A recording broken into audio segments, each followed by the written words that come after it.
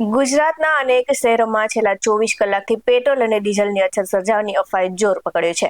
તો Iran Israel યુદ્ધની અસર હોય કે પછી હડતાલની આશંકા, સોશિયલ મીડિયા પર વહેતા થયેલા અનેક મેસેજો અને સમગ્ર રાજ્યમાં અફરાતફરીનો માહોલ સર્જી દીધો છે. ત્યારે રાજ્યના જિલ્લાઓ અને તાલુકામાં ઈંધણને લઈને કેવી છે મહામારી, જોઈએ આજના અહેવાલમાં. નમસ્કાર દર્શક મિત્રો, બેસ 90 ન્યૂઝમાં આપની સાથે હું છું નેહા પટેલ.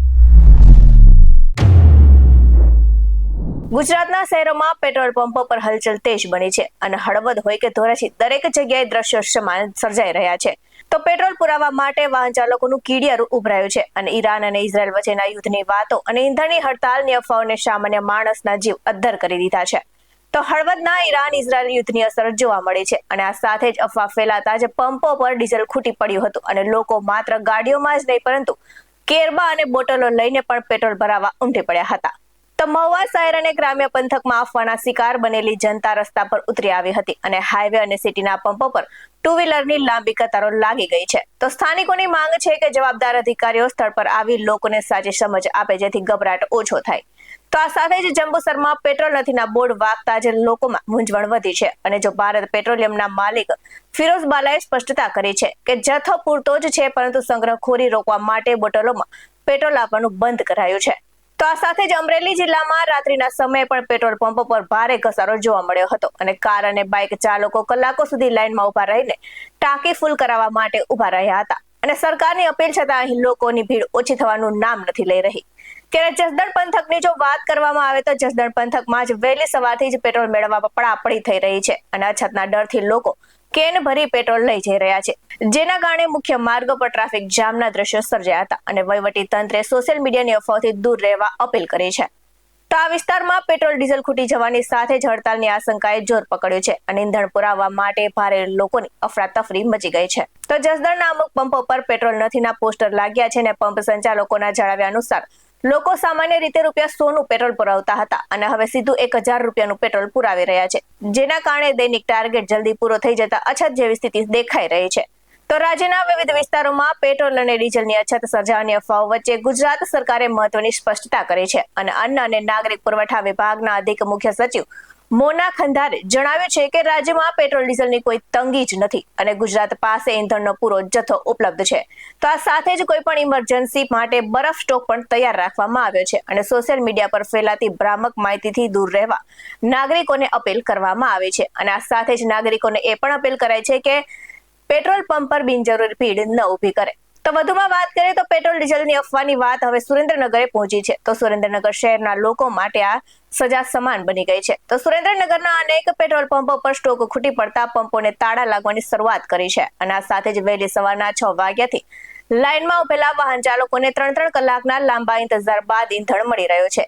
તો લોકો હવે ઉછીના પૈસા લઈને પોતાની ગાડીઓની ટાંકી ફૂલ કરાવી રહ્યા છે, જે દર્શાવે છે કે અફવાએ ડરનું કેવું સામ્રાજ્ય જમાવ્યું છે.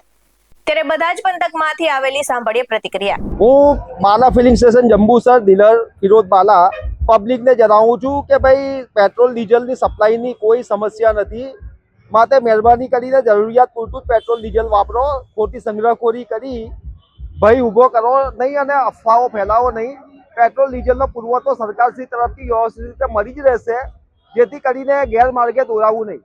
ગુજરાતના દરેક નાગરિકોને અમે રાજ્ય સરકાર વતી ખાતરી આપવા માંગીએ છીએ કે ગુજરાત રાજ્યમાં પેટ્રોલ અને ડીઝલનો કોઈ પણ પ્રશ્ન નથી. બધા જ પેટ્રોલ પંપ ઉપર પૂરતો જથ્થો ઉપલબ્ધ છે, તેમજ આપણી પાસે પૂરતો બફર સ્ટોક પણ ઉપલબ્ધ છે.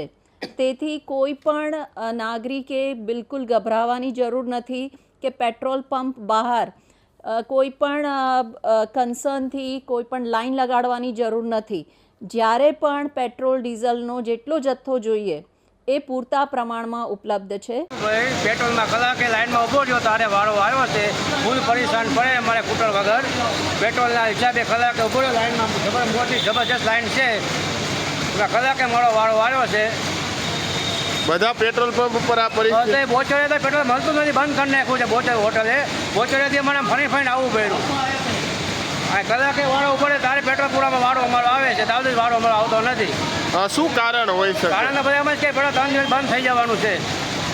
એવી વાત મળે મજે ટાંકી ફૂલ કરે તો આપણે જ વાંધો નહીં આવે હવે. દિનેશ કુટિયા સવારે 6 વાગે ફોર્મ ખુલ્લો છે અને ફૂલ ગતિ જોવા મળે છે અને આ ખોટી અફવા છે. ખોટી અફવાથી દૂર રહેવું મહેરબાની કરીને. બધું અત્યારે મળવાનું જ છે, પેટ્રોલ ચાલુ જ છે. આપણે સવારે ફૂલ સ્ટોક છે પેટ્રોલનો, મળવાનું જ છે, ચાલુ જ છે. અને કેવી ઘટના બને છે, બાજાબાજીની ને એવી બને છે, શું કહેશો? બાજાબાજી બને છે. ફૂલ કસ્ટમ પર આવીને ઊભા રહે છે અને ઓળખે મારો વારો છે, ઓળખે મારો વારો છે. મહેરબાની કરીને ખોટી અફવાથી દૂર રહેવું. અત્યારે કેવી પરિસ્થિતિ છે? અત્યારે પરિસ્થિતિ એવી છે, અત્યારે જોઈ લો ફૂલ લાઈન જોવા મળે છે. કેટલા વાગ્યાથી લાઈનો છે? સવારે 6 વાગે પંપ ખુલ્લો છે, 6 વાગે લાઈન છે, ફૂલ લાઈન ચાલુ જ છે.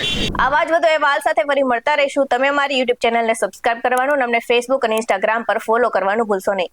બાકી નવી અપડેટ્સ મેળવવા માટે આપ જોતા રહો BS9 TV ન્યૂઝ. નમસ્કાર.